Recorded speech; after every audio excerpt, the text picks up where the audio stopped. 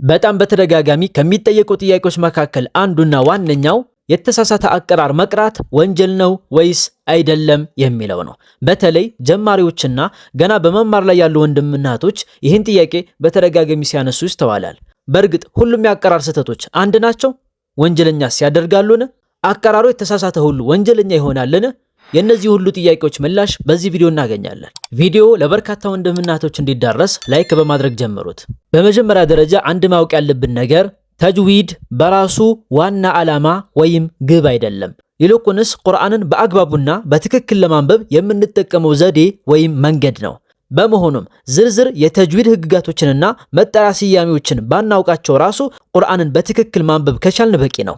የግድ እያንዳንዱን የተጅዊድ ህግጋቶች፣ ቃላቶችና መጠሪያ ስያሜዎችን ማወቅና መሸምደድ ግድ አይደለም። ይህን መሰሉን ዕውቀት ማወቅ እንደ ዑለሞች አገላለጽ ፈርዱል ኪፋያ ተብሎ ይጠራል። ማለትም በእያንዳንዱ ሙስሊም ዘንድ ግዴታ ያልሆነ ይልቁንስ የተወሰኑና የሚመለከታቸው አካላት ዘንድ ብቻ ግዴታ የሚሆን የዕውቀት አይነት ነው። በመሆኑም ዝርዝር የተጅዊድ ህግጋቶችንና መጠሪያ ስያሜዎችን ከማወቅ በላይ በተግባር በትክክል ማንበብ ላይ ትኩረት ልናደርግ ይገባል። በሁለተኛ ደረጃ ቁርአን በምንቀራበት ጊዜ የሚፈጠር ስህተት ወንጀል የሚሆነው ሆን ብለን ወይም አውቀን የምንፈጽመው ስህተት ከሆነ ብቻ ነው።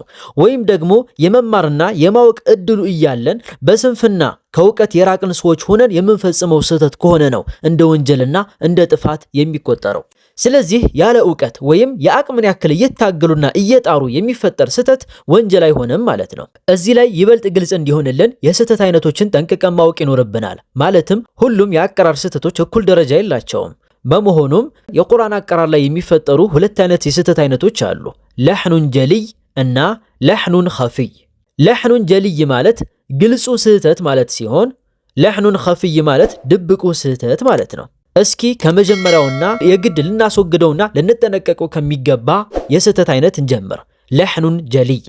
ለሕኑን ጀልይ ማለት ፊደሉን ወይም ቃሉን ወይም አረፍተ ነገሩን በተሳሳተ መልኩ ማንበብ ማለት ነው። ማለትም ሐረካውን በመቀየር ወይም ፊደል በመቀየር ወይም ፊደል በመጨመር አልያም ፊደል በመቀነስ ብቻ ግን ሊነበብ ከሚገባው ከቋንቋዊ አነባብ ውጭ በወጣ መልኩ በተሳሳተ መልኩ ቃሉን ወይም ፊደሉን ወይም አረፍተ ነገሩን ማንበብ ለሕኑን ጀልይ ተብሎ ይጠራል። የዚህ አይነቱ ስህተቶች አብዛኛዎቹ የአንቀጹን ትርጉም ይቀይራሉ። ባይቀይሩ እንኳን ትክክለኛውን የቋንቋ አጠቃቀም የሳቱ በመሆናቸው ማስወገድ የግድ ነው። በቻልነው አቅም የዚህ አይነት ስህተት ላለመፈጸም በጣም መጠንቀቅ ይኖርብናል። እስኪ የዚህ አይነቱ ስህተት ይበልጥ ግልጽ እንዲሆንልን የተወሰኑ ምሳሌዎችን እንመልከት። ለምሳሌ ሐረካን በመቀየር እንመልከት። ሲራጠል ለዚነ አንዓምተ ዐለይሂም የሚለው አያ ላይ አንዓምተ የሚለው ላይ ያለችውን ታእን ፈትሐ ወደ ضማ ብንቀይረው አንዓምቱ ብለን ብንቀራው ሙሉ በሙሉ ትርጉሙ ይቀየራል። የተሳሳተና የተበላሸ ትርጉም ይይዛል። አንዓምተ ዐለይሂም ማለት አንተ ጸጋህን የዋልክላቸው ማለት ሲሆን አንዓምቱ ዐለይሂም ሲሆን ግን ወደ ራሳችን ይመለስና እኔ ጸጋዬን የዋልኩላቸው ይሆናል። በተመሳሳይ አንዓምቲ ብለን ከስራ ብናደርገውም ወደ ሴት ጾታ ይቀየራል። ስለዚህ ይሄ ሐረካን መቀየር ሙሉ በሙሉ ትርጉምን ስለሚያዛባና ስለሚቀይረው ከባድ የሆነ ስህተት ይባላል። በዑለሞች አገላለጽም ፋቲሃ ላይ የሚፈጸሙ የዚህ አይነት ስህተቶች ሶላቱን ሙሉ በሙሉ የሚያበላሹ ወይም ውድቅ የሚያደርጉ በመሆናቸው ሶላቱን መድገም ይኖርበታል ይላሉ። ስለዚህ ሐረካን በሐረካ የመቀየር ስህተት ከባድ ስህተት ስለሆነ ልንጠነቀቅ ይገባል።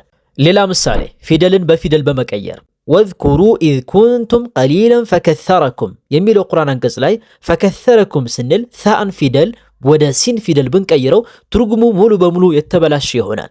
ፈከሰረኩም ማለት ጥቂቶች የነበራችሁትን ብዙ አደረጋችሁ አበዛችሁ ማለት ነው አላህ ሱብሓነሁ ወተዓላ። ነገር ግን በሲን ፈከሰረኩም ብንል ግን ከሰረ ሰበረ ማለት ነው፣ ሰባበራችሁ ማለት ነው። ስለዚህ እንደምታስተውሉት ትርጉሙ ሙሉ በሙሉ የተበላሸና የተሳሳተ ይሆናል ማለት ነው። በተመሳሳይ ሲን የነበረውን ሷድ የነበረውን ሲን ለምሳሌ ዓሳ ዓሷ ብሎ ማንበብ፣ ወከዛሊከ ሱራ የሚለውን ሱራ በሷድ ማንበብ፣ ወከዛሊከ ገይንን ወደ ኻ መቀየር፣ የግሻ የነበረውን የኽሻ።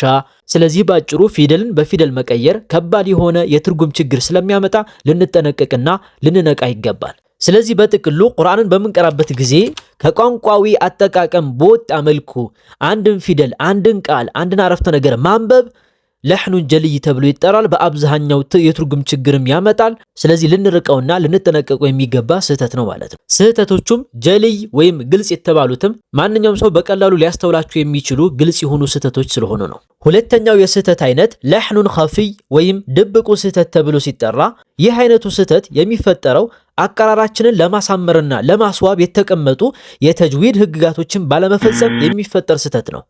ለምሳሌ ጉና፣ ቀልቀላ፣ መዱል ፈርዒ የመሳሰሉ የተጅዊድ ህግጋቶችን ባለመጠበቅ የሚፈጠር የስህተት አይነት ነው።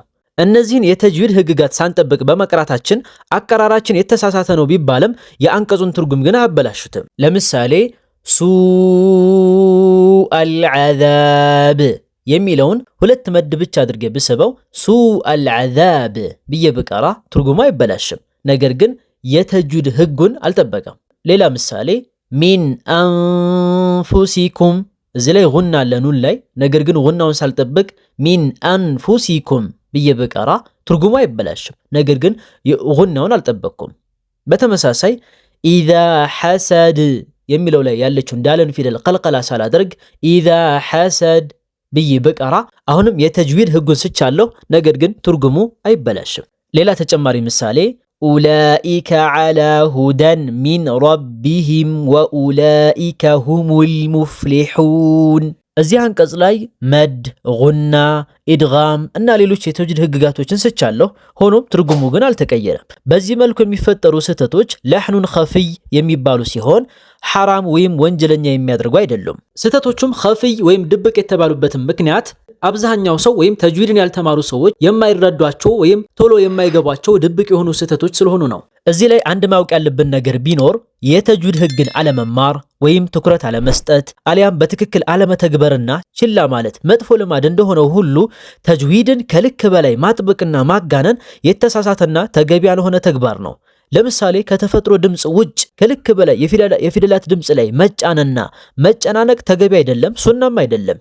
ለምሳሌ አልሐምዱሊላሂ ረቢል ዓለሚን ልክ እንደዚህ እየተጨናነቁና ከልክ በላይ ከተፈጥሮ ድምፅ በላይ እየተጫኑ ማንበብ ልክ አይደለም፣ ሱናም አይደለም። በዚህ መልኩም አይደለም የመጣው። በስተመጨረሻም አላህ ሱብሓነሁ ወተዓላ እንዲህ ይላል ወለቀድ የሰርና አልቁርአነ ሊዚክር፣ ቁርአንን ለመገንዘብ በእርግጥ አገራ ነው ገር አደረግ ነው ይላል አላህ ሱብሓነሁ ወተዓላ። ስለዚህ ቁርአንን ለራሳችን ገር እንዲሆን ለማድረግ አንደኛ ከዝርዝርና ከውስብስብ የተጅዊድ ህግጋት በላይ ተግባራዊ አቀራር ላይ ትኩረት ማድረግ፣ ሁለተኛ የአቅማችንን ያክል ጥረት ማድረግና መታገል፣ ሶስተኛ ለሕኑን ጀልይ ከሚባሉ ስህተቶች ራሳችንን ማራቅ፣ አራተኛ ከልክ በላይ ማጥበቅና ማጋነንን መተው። በዚህ መልኩ ቁርአን ለራሳችን ገር እንዲሆን ማድረግ እንችላለን። እንግዲህ የዛሬው ቪዲዮአችን ይህን ይመስል ነበር። በዛሬው ቪዲዮ እንደተጠቀማችሁበትና አዲስ ነገር እንዳገኛችሁበት ተስፋ አደርጋለሁ። እንደዛ ከሆነ ለሌሎች በርካታ ወንድምና እህቶችም እንዲዳረስ ላይክ እና ሼር ማድረግ እንዳይረሳ። በቀጣይ በሌሎች ቪዲዮዎች እስክንገናኝ ድረስ መልካም ጊዜ እመኝላችኋለሁ። ወሰላሙ አለይኩም።